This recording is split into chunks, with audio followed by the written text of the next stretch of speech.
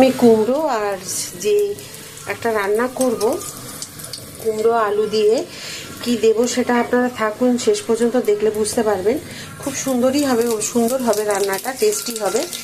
ও আশা করি আপনারা করেন, কিন্তু এইভাবে করেছেন কিনা এভাবে সেটা দেখে নিন।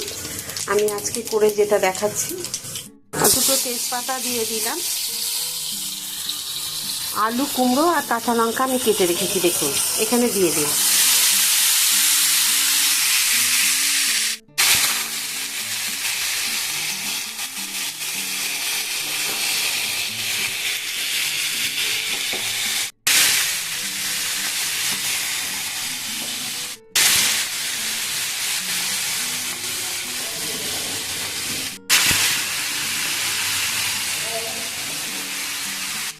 নুন দিয়েছি, হলুদ দিয়েছি, ধনে গুঁড়ো দিয়েছি, আর এখানে দিলাম একটু কাশ্মীরি রেড চিলি পাউডার।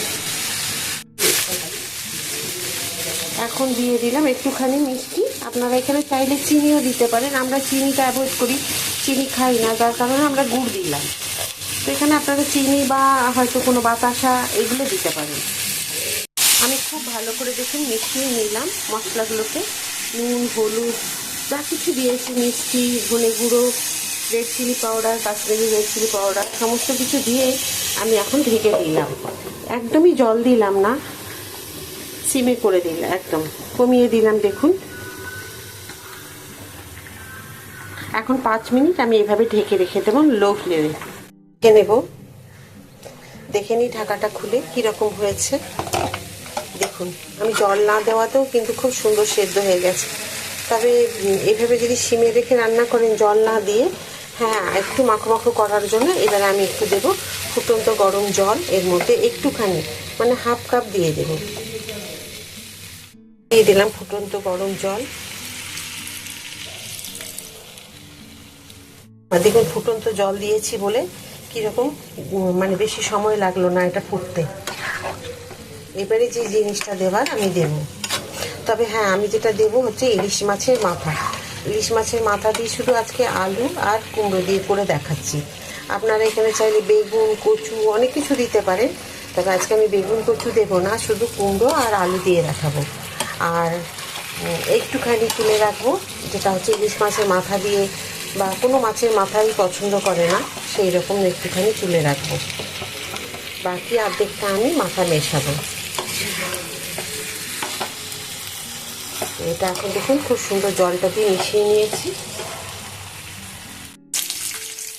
ইলিশ মাছ এনেছিল, তার দুটো মাথা ছিল, তো এই দুটো মাথার টুকরো মানে একটা মাথার দুটো টুকরো সেটাকে আমি রেখে দিয়েছিলাম এটা রান্নাটা করব বলে।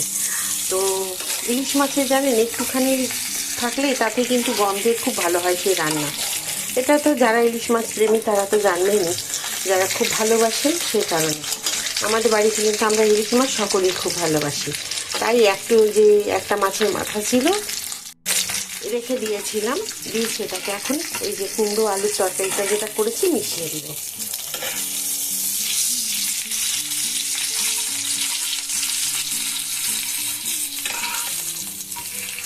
আমি একটু পাঁচফোড়ন দিয়েছি।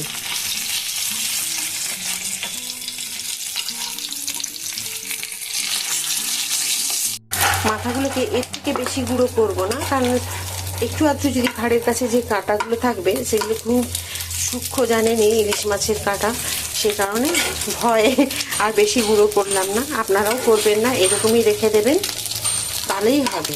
পরিমাণ যেহেতু কম আমি করছি সেই কারণে।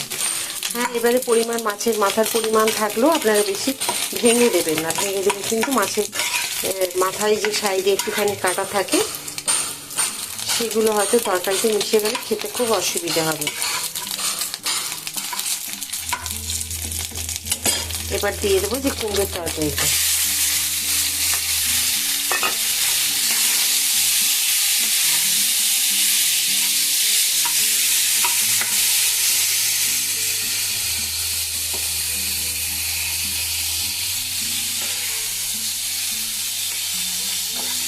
গ্যাস আমি অফ করে দিয়েছি। কেমন লাগলো আপনাদের কুমড়ো ইলিশ মাছের মাথা দিয়ে কুমড়োর তরকারি? আশা করি আপনাদের সকলেরই এই রান্নাটা ভালো লাগবে। এই রান্না যদি আপনাদের সকলের ভালো লেগে থাকে প্লিজ একটা লাইক করে দেবেন। সাবস্ক্রাইব আর শেয়ার করে আমার সাথে থাকবেন, প্রচুরভাবে শেয়ার করে দেবেন। আবার একটা নতুন ভিডিওতে নতুন রান্না নিয়ে আপনাদের সকলের কাছে আমি চলে আসবো। সবাই খুব ভালো থাকুন, সুস্থ থাকুন। নমস্কার।